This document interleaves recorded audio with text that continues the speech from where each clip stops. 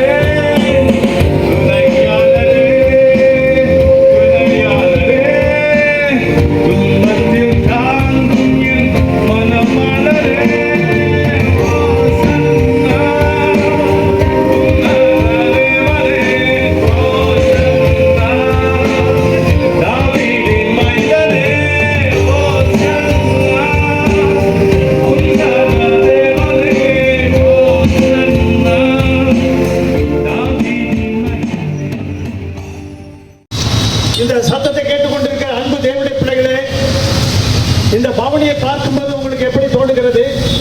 2025 ஆண்டுகளுக்கு முன்பாக வானத்தை பூமி உலகத்தை படைத்த இரட்சகர் இயேசு இந்த பூமிக்கு மனிதனாக இறங்கி வந்தார். ஏனென்றால் இந்த மனுக்குலத்தை படைத்தார். மனிதனை எதனால படைத்தார்? மனிதனை மண்ணினாலே படைத்தார். தன்னை வணங்குவதற்காக மனிதனை படைத்தார். அவனுக்கு அந்த ஆத்மா ஒரு பொம்மை செஞ்சு, அந்த பொம்மைக்கு உயிர் கிடையாது, அவனுக்குள்ள ஜீவ சுவாசத்தை ஊதினார். அவனுக்கு ஜீவ ஆத்மாவானான். அவன் பேர் தான் ஆதாம். அவனுக்கு ஒரு சோதனை வைத்தார். தோட்டத்தில் எல்லா பழங்களையும் சாப்பிட்டுப்பான், நடுவில் இருக்கிற பழத்தை சாப்பிடாதுன்னு சொன்னார். அவன் மீறி போய் அந்த பழத்தை சாப்பிட்டதுனால இந்த உலகத்திலே பாவம் வந்தது. அந்த பாவத்தின் நிமித்தம் இந்த பூமியிலே சாபம், வியாதி, மரணம் வந்தது. ரோமர் 5ஆம் அதிகாரம் 14வது வசனம் சொல்லுகிறது, ஒரு மனிதனுடைய மீறுதலினாலே, ஒரு மனிதனுடைய கீழ்ப்படிதலினாலே அவனுடைய பாவம் செய்யாத அத்தனை பேரையும் ஆண்டு கொண்டது. பூமியில் இருக்கிற எல்லா மனிதனும் நீங்க கேள்வி கேட்கலாம், நாங்க ஒரு பாவமும் செய்யலையே சார், எங்களுக்கு ஏன் சார் இந்த பாவம், எங்களுக்கு வியாதி, இந்த மரணம், எங்களுக்கு ஏன் சந்தோஷம் இல்லைன்னு கேட்கலாம். ஆனா ஒரு மனிதன் செய்த பாவம் இந்த பூமியிலே சாபமும் வியாதியும் மரணத்தையும் கொண்டு வந்தது. அதனாலதான் இன்னைக்கு உலகத்தில் மனிதன் பணம் இருந்து நிம்மதி இல்லை, ஆசை இருக்கு, சொத்து இருக்கு, வீடு இருக்கு, ஆனா வாழ்க்கையில நிம்மதி இல்லை, சமாதானம் இல்லை. என்னதான் ஒரு மனிதன் செய்த பாவம். ஆனால் ரோமர் 5:19 சொல்லுகிறது, ஒரு மனிதனுடைய கீழ்ப்படிதலினாலே ஆண்டவராகிய இயேசு கிறிஸ்து இந்த பூமிக்கு இறங்கி வந்து உங்களுடைய பாவத்தையும் என் பாவத்தையும், உங்களுடைய நோயையும் என் நோயையும், என்னுடைய சாபத்தையும் உங்க சாபத்தையும் அவர் சிலுவையிலே சுமந்தார். உங்கள் துக்கத்தை இயேசு சிலுவையிலே சுமந்தார். உன் துக்கத்தோடு அவரும் கலந்து கொண்டார். உன்னை காப்பாற்றும்படி வந்தார். மரணத்திலிருந்து உன்னை காப்பாற்றும்படி வந்தார். நோயிலிருந்து உன்னை காப்பாற்றும்படி வந்தார். சாபத்திலிருந்து உன்னை காப்பாற்றும்படி வந்தார். அப்படி அவர் ஒரு தான் நேசித்த ஒரு மகன் இறந்து போன போது அந்த கல்லறைக்கு போகிறார். அந்த பார்த்தாலும் மரியாளும் அழுது கொண்டிருந்த சூழ்நிலைகளிலே அவர்களை பார்த்து சொன்னார், அழாதே, இப்பொழுது உன் சகோதரன் உயிரோடு எழும்புவான் என்று சொன்னார்.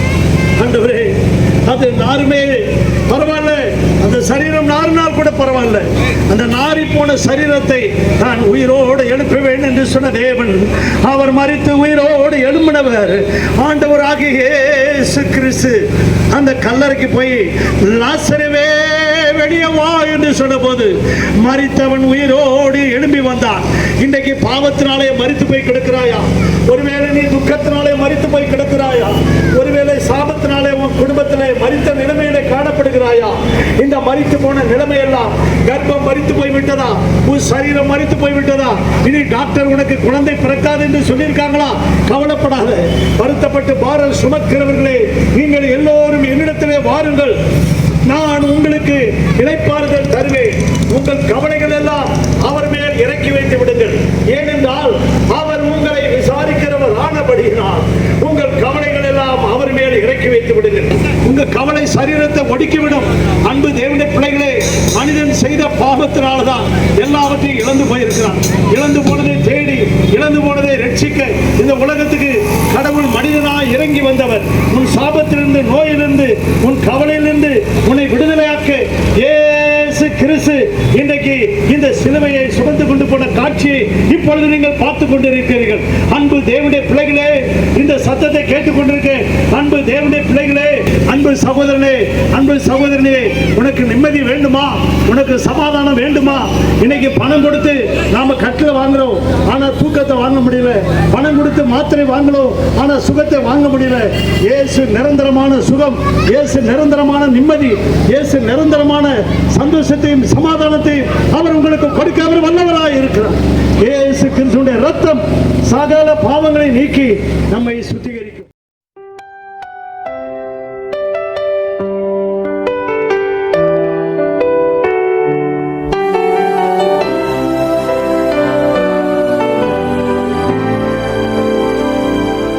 Walk that road alone for me,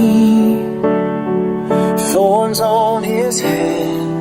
Oh, how can it be? Pierced and bruised, he bore my shame. Love poured out in the form of pain. He himself bore our sins on that tree, so we could die to sin, be truly free. Righteousness now calls my name. Oh Jesus, you took all my blame. What kind of love is this that runs through the blood and mist while I was lost deep in my sin? You looked at me and let the nails sink in, but oh, the cross, it wasn't defeat. It was mercy rising, love complete.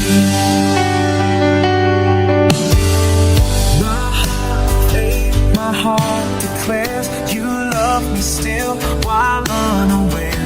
You